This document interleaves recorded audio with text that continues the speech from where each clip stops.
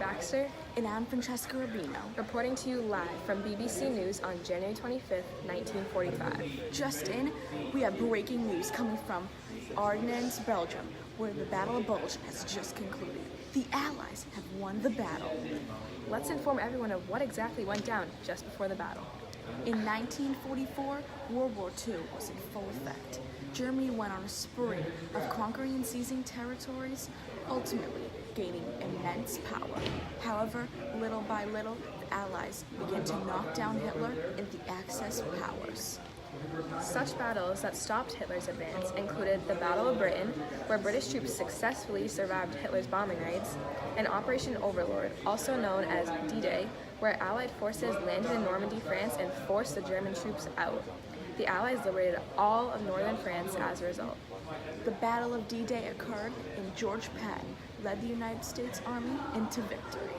After this day, the Allies focused their attention on Germany. The Allies wanted to take down Hitler and his troops once and for all. In the war, Germany had become weaker and weaker. They lost numerous soldiers, became exhausted, and wanted to win the war. Allies wanted to take advantage of this and move towards Germany, establishing a war front. The battle was fought on an 80-mile front running from Belgium through the Ardennes forest and down to the middle of Luxembourg. The Allies, led by Marshal Montgomery, were creeping up on Germany from the west while the Soviet Union was approaching from the east.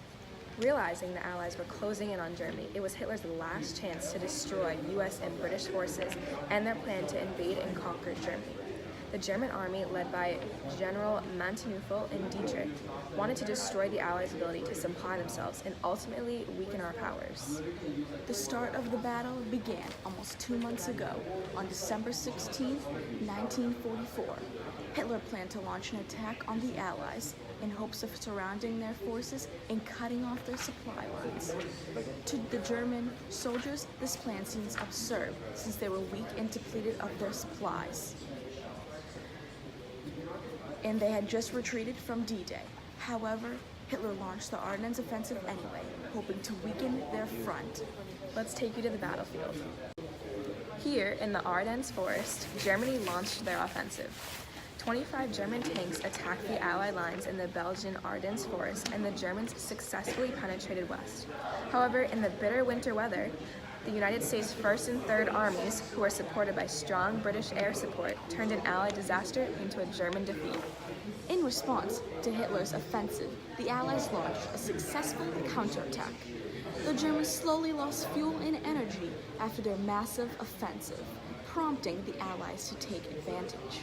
The Allies brought their air power in and attacked using jet bombers. The Allied planes bombarded the Germans on January 23rd, forcing the Germans to retreat. The Allies won the Battle of Bulge. In the beginning of the battle, the Allies began with 550,000 men and lost over 75,000 troops.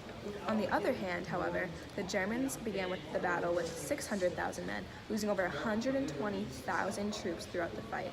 The Battle of Bulge was very bloody for both sides, but the Allies resulted victoriously. This battle was significant because the Germans remained on the defensive and continually retreated for the remainder of the war. This Battle of Bulge helped lead to the end of World War II. Back to the studio. We hope you enjoyed our live report from the Battle of the Bulge in the Ardennes forest. We will keep you updated on further information that we receive. Back to you, Kim.